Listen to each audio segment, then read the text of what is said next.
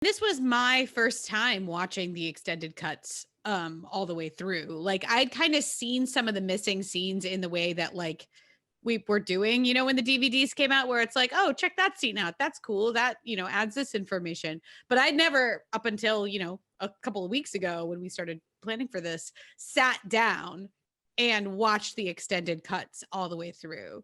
And the Fellowship cut super impressed me for the reasons you guys are talking about. And it reinforced the reasons that I like Fellowship the most. As I was saying, it's the most character driven of the movies.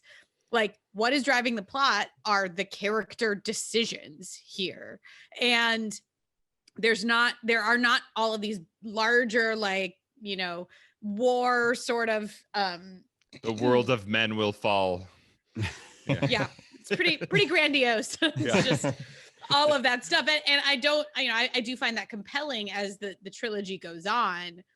But this movie starts us super wisely off with a little history lesson, but the history lesson is contained and focused to the history of the ring. This is all you need to know. Here's the, world of men and blah, blah, blah. But really, this is about the ring. And then the ring came to Bilbo. And that's all you need to know about it. Like, here's where it is now, today. It's an extremely dangerous object. Now a hobbit has it. And then we get to know a little bit about Bilbo, which is really important context. We get to know a little bit about Frodo, but then we're starting to see as these different characters that are interacting with the ring start to make their decisions and propel the plot. It's all out of their own, like, character sort of desires and obligations. And I love the design of Frodo here. It really reminds me of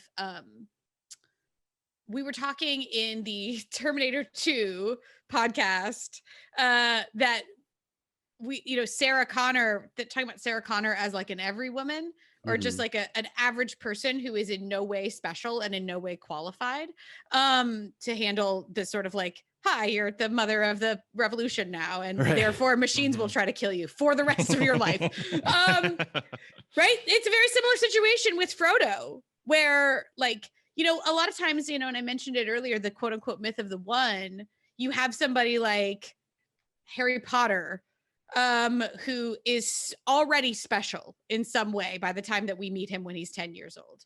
Or you have somebody like Luke Skywalker, who, as it turns out, is already special by the time that we meet him, and Frodo is not special. It just happens to fall to him. And I think that there's something super powerful about that, the design of that character as a central figure, where he just inherits the ring and he tries to give it away, right? Like any good call to adventure, refusal of the call. But when he accepts that it has like come to him, and that's why I think the Council of Elrond is like such a crucial talk scene about a this. Midpoint. Midpoint. He realizes that it has fallen to him.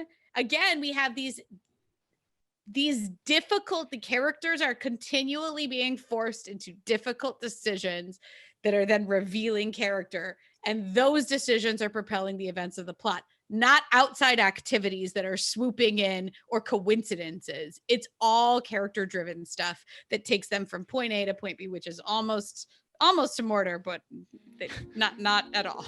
Not at all, quite. apparently. 2 more movies. Yeah.